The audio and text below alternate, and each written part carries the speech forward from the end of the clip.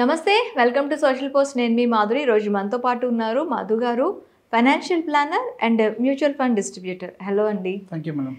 Madhu garu, already ఇల్లు తీసుకున్న loan మీద నాకు 30 lakhs లోన్ ఉంది.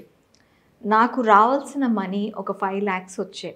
ఓకే. ఈ 5 lakhsని నేను లోన్ అమౌంట్ క్లియర్ చేయటానికి కడితే మంచిదంటారా, లేకపోతే ఈ 5 lakhsని ఇంకెక్కడైనా ఇన్వెస్ట్మెంట్ చేస్తే మంచిదంటారా? ఏం చేయాలి? జనరల్గా చాలామందికి ఈ డౌట్ అనేది ఉంటుంది. లాస్ట్ టైంలో కూడా ఇంతకుముందు మన సోషల్ పోస్ట్లో ఒక వీడియో చేశాము. అది చాలా పెద్ద కాంట్రవర్సీ అయిపోయింది. సో దాని గురించి కూడా మళ్ళీ ఒకసారి మాట్లాడతాను. సో అందరూ మర్చిపోయేది ఏంటంటే, డబ్బు కొంచెం హోమ్ లోన్లో క్లియర్ చేసేస్తే నాకు మానసికంగా ప్రశాంతత ఉంటుంది, నా హోమ్ లోన్లో టెన్యూర్ కానీ ఈఎంఐ కానీ తగ్గుతుంది, ఇది మనం ఆలోచిస్తాం. నిజానికి ఒక పర్సన్ ఏదైనా అమౌంట్ వచ్చినప్పుడు అన్నిటికంటే ముఖ్యంగా వాళ్ళ యొక్క ఫైనాన్షియల్ హెల్త్ ఎలా ఉందో చెక్ చేసుకోవాలి. సో మనం జనరల్గా బాడీ హెల్త్ చెక్ చేసుకుంటాం కదా, మన హైట్ వెయిట్ ఎంత ఉంది, షుగర్ లెవెల్స్ ఎలా ఉన్నాయి, మాస్టర్ బట్ చెకప్ చేసుకున్నట్టు ఎవ్రీ ఇయర్ వాళ్ళ ఫైనాన్షియల్ హెల్త్ చెకప్ చేసుకోవాలి. అందులో ది ఫస్ట్ స్టెప్ ఏదైతే ఉంటుందో అది ప్రొటెక్షన్తో వస్తుందండి. ఒకటి, మనం ప్రాపర్గా ప్రొటెక్ట్ అయి ఉన్నామా అంటే హెల్త్ అండ్ లైఫ్ ఇన్సూరెన్స్ మనకు ఉందా, రేపటి రోజున ఈ 30 లక్షలకు మీరు చెప్పిన కేసులో ఈఎంఐ కట్టే వ్యక్తికి ఏమన్నా అయితే ఆ కట్టే ఈఎంఐకి సెకండ్ సోర్స్ ఆఫ్ ఇన్కమ్ ఉందా లేదా చూస్తాం. అది లైఫ్ ఇన్సూరెన్స్లో టర్మ్ ప్లాన్. ఒకవేళ అది ఉంది, తర్వాత సెకండ్, ఇంట్లో ఎవరికైనా మెడికల్ ప్రాబ్లం వస్తే మరి మీ దగ్గర డబ్బులు ఉన్నప్పుడు మీరు హోమ్ లోన్ కట్టేశారు, రేపు పొద్దున వేరే ఆరోగ్య సమస్య వచ్చింది, ఎక్కడి నుంచి కడతారు? మళ్ళీ అప్పు తేవాలి. మరి హెల్త్ ఇన్సూరెన్స్ ఉందా లేదా అది చూడాలి. దీని తర్వాత మూడోది, మీకు ఇప్పుడు 5 లక్షలు వచ్చింది, మీరు కట్టేశారు, తర్వాత జాబ్ అయింది, పరిస్థితి ఏంటి? మీ దగ్గర డబ్బు లేదు, ఈఎంఐ ఆగదు, జాబు లేదు, 3 లేవు కదా.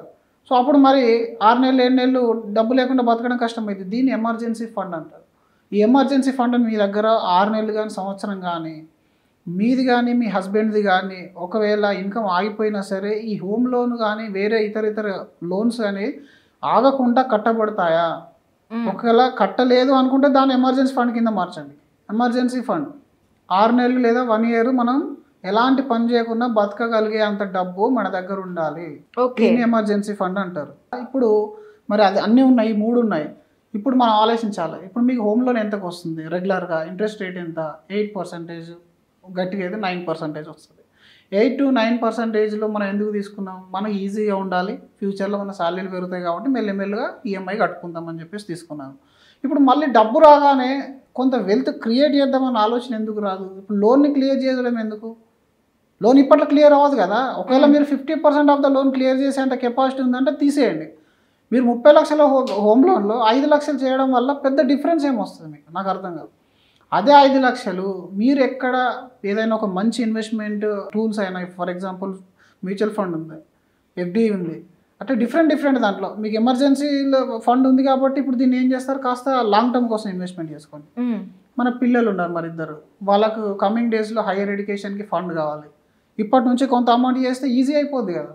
ఇప్పుడు అది హైయర్ ఎడ్యుకేషన్ కోసం కొంత సెగ్రిగేట్ చేసుకోవచ్చు, దాన్ని వాళ్ళ మ్యారేజ్ కోసం లేదా మీ రిటైర్మెంట్ కోసం ఒక పక్కన ఉంచండి.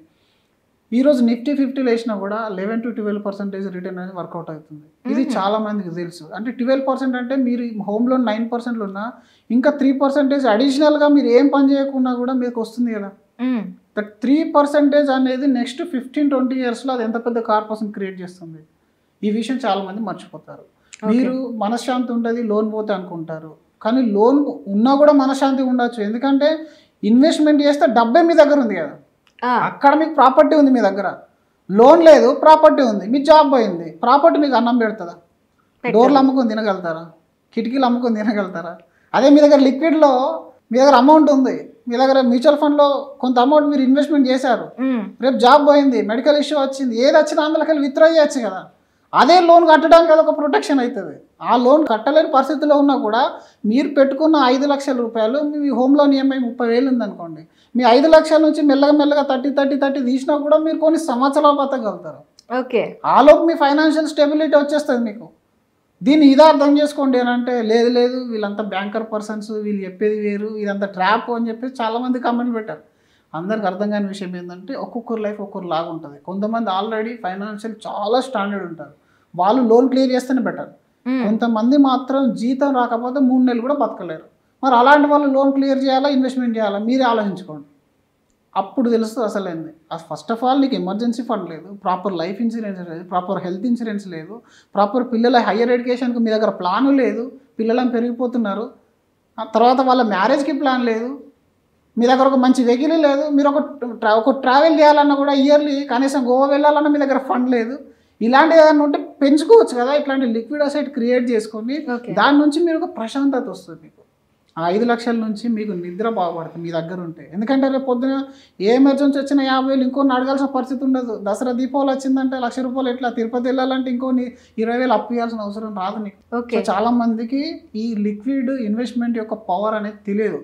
ఊర్లలో కూడా నేను చాలా మందిని చూస్తాను, 30,000 జీతం ఉండదు, ఎక్కడెక్కడో ప్లేసులు కొంటారు, లేకపోతే హోమ్ లోన్ క్లోజ్ చేస్తారు. ఇప్పుడు ఆల్రెడీ దగ్గర ఇల్లు కావాలనుకున్నావు, వచ్చింది నీకు, అది లోన్లో వచ్చింది, అదృష్టవంతుని, సివిల్ బాగుంది, మళ్ళీ నీ దగ్గర ఉన్న డబ్బు నా హోమ్ లోన్ ఎందుకు క్లియర్ చేస్తున్నావు? నీ దగ్గర ఇన్వెస్ట్మెంట్ చేసి పెట్టుకో. రేపు పొద్దున ఎమర్జెన్సీ వస్తుంది, కోవిడ్ లాంటి టైం వచ్చి నువ్వు నడుపుతున్న బిజినెస్ దుకాణం బంద్ అయిపోతుంది, లేదా నీ జాబ్ ఊడిపోతుంది. 6 నెలలు నీ దగ్గర డబ్బు ఉంటే నువ్వు ఏ విధంగా బతకగలుగుతావు? నీ పిల్లల స్కూల్ ఫీజు ఆగదు, నీకు రెగ్యులర్ ఎక్స్పెండిచర్ ఆగవు, నీ హోమ్లో ఈఎంఐ ఆగదు, పర్సనల్లో ఈఎంఐ ఆగదు. రేపు పొద్దున హఠాత్తుగా ఇంట్లో ఏదైనా పండుగ వచ్చినా, పబ్బం వచ్చినా, ఎమర్జెన్సీ వచ్చినా ఇట్ విల్ సేవ్ యూ. ఇవన్నీ ఆలోచించుకున్న తర్వాత హోమ్ లోన్ క్లియర్ చేయండి. పుట్టి మాటలకే కాదు, చాలామంది ఈ విషయం చిన్న చిన్న క్యాల్కులేషన్ చేసుకోలేక లేదు వీళ్ళంతా బ్యాంకు సపోర్ట్ చేస్తున్నారు, వీళ్ళు బ్యాంకు దగ్గర డబ్బులు తీసుకొని ఉంటారు, ఇట్లాంటి కామెంట్లు పెట్టి అనవసరంగా వాళ్ళ యొక్క తెలివిని వాడట్లేదు. దీన్ని ఈ తెలివిని వాడాలి. ఇప్పుడు మనకు హోమ్ లోన్ క్లోజ్ చేస్తే మీకు వచ్చే లాభమే, కాకపోతే హోమ్ లోన్ క్లోజ్ చేయకు అంటే మనకు వచ్చే లాభం ఉండదు. చేయొద్దు అని చెప్పడానికి మనకేం వస్తుంది, రాదు. కాకపోతే middle class and below middle class అందరు కూడా వాళ్ళ దగ్గర లిక్విడ్ అసెట్ క్రియేట్ చేసుకోవాలి. నా దగ్గర లిక్విడ్ అసెట్ ఉంది అంటే ఎనీ టైం మనీ అనేది నాకు లిక్విడ్ క్యాష్ రూపంలో మారాలి. ఇప్పుడు అది మళ్ళీ మీరు ప్రాపర్టీలో బ్లాక్ చేస్తా, పాలసీలలో బ్లాక్ చేస్తా అంటే అవ్వదు. దాని బదులు ఇంకా మీరు హోమ్ లోన్ క్లోజ్ చేయడం బెటర్. అట్లీస్ట్ కొంత అమౌంట్ మీకు మిగులుతుంది, అంటే శాలరీ కూడా కొంత మిగులుతుంది. కానీ మీరు చెప్పిన ఎగ్జాంపుల్లో మాత్రం 30 లక్షలు ఉన్నప్పుడు మీ దగ్గర 20 లక్షలు వచ్చిందంటే ఇమీడియట్ క్లోజ్ చేసి పడేయండి. ఎందుకంటే మిగిలిన ఈఎంఐ ఉంటుంది కదా, దాన్ని మీరు ఎస్ఐప్ చేసి పెంచుకోవచ్చు కార్పస్. కానీ ఈ 5 లక్షలు 3 లక్షలు వచ్చిందాన్ని కాస్త ఎమర్జెన్సీ ఫండ్కి మార్చి తర్వాత మీరు కొంత లిక్విడ్ అసెట్ రూపంలో మీ దగ్గర పెట్టుకుంటే ఏ ఎమర్జెన్సీ ఫ్యామిలీలో వచ్చినా మిమ్మల్ని కాపాడుతుంది. అలా అండి. Thank you madam.